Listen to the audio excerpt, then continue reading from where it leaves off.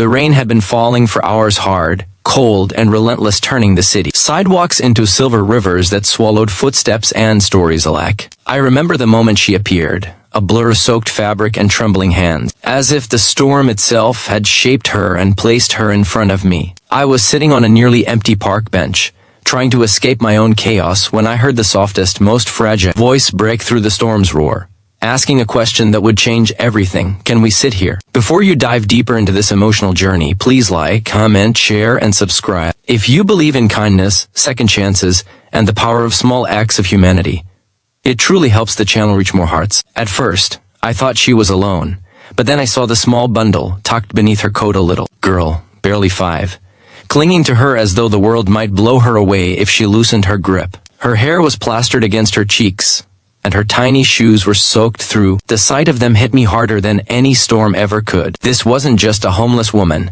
This was a mother trying to survive one more night. I nodded quietly, sliding a few inches over on the bench, though I knew distance didn't matter. Misery has a way of shrinking spaces, making every gesture feel both too much and not enough. She sat slowly, cautiously, as though afraid even the bench might reject her presence. Her little girl curled into her side, and they shared a moment of silent trembling that made my chest tighten. That night, the city felt like two different worlds stitched together. Mine, where problems were heavy but solvable, and theirs, where problems didn't just exist, they crushed. I had been dealing with my own failures, the kind that gnaw at your mind late at night. Lost job, dreams slipping, the grinding pressure of expectations I couldn't meet. I had come to the park to escape my reality, only to be confronted by someone whose reality was far harsher. The woman's breathing was uneven, the shallow kind that carries both fear and exhaustion. Her clothes were thin, the kind you'd wear inside, not in a storm. The child kept shivering. Every few moments the mother tightened her arms around her, her instinct fighting the cold and hunger her body couldn't battle alone. I didn't know what to say, and maybe she didn't expect anything from a stranger. But as minutes passed, the rain softened, and the lamps flickered to life around us, forming halos in the mist. In that quiet glow, their presence became a story unfolding before my eyes, one that demanded to be seen, felt, and remembered. I realized that the small bag at her feet wasn't filled with groceries or belongings. It was filled with scattered pieces of a life, lost somewhere along the way. A torn blanket, a cracked plastic cup, a notebook with a child's scribbles, and a faded photograph of what looked like a family, smiling in a world far kinder than the one they lived in now. My mind kept circling questions I was too afraid to ask. How long had they been out here? Where was the father? Had they been turned away before? How many nights had they weathered storms alone?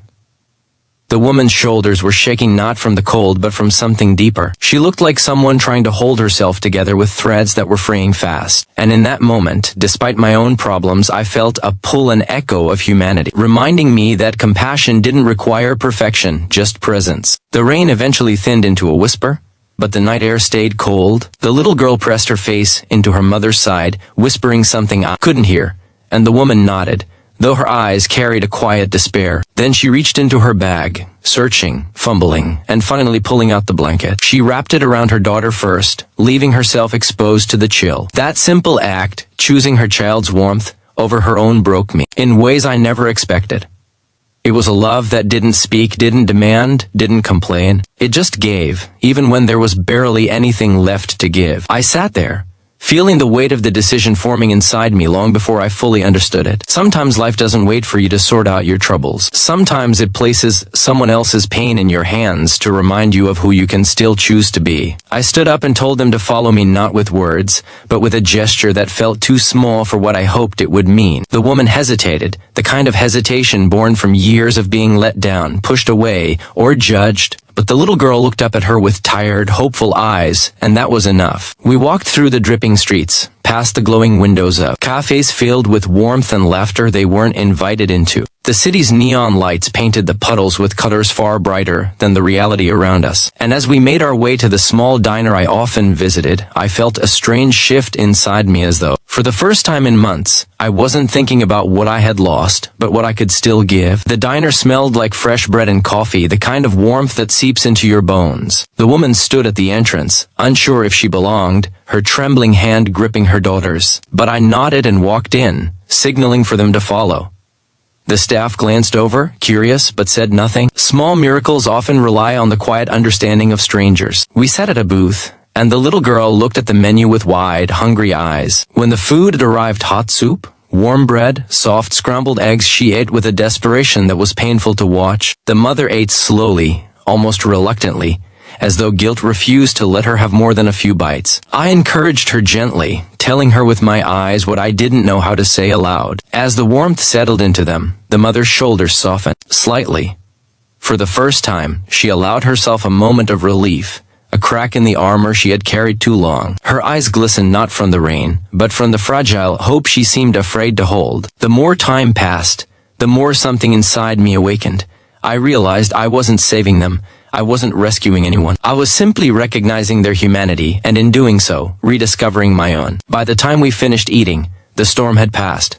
The woman thanked me with a quiet nod that said more than words ever could. But I wasn't done. I asked the manager if I could cover the cost of a room at the small hostel nearby. It wasn't much, just a temporary shelter, but it was a night of safety.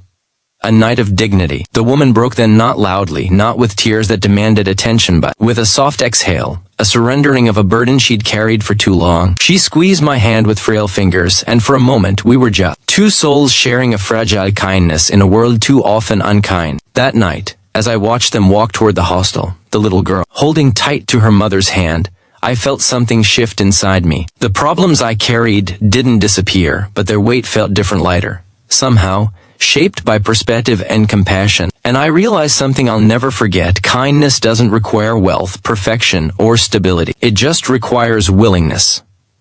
The willingness to stop, to see, and to act even when life feels overwhelming. Days passed, then weeks.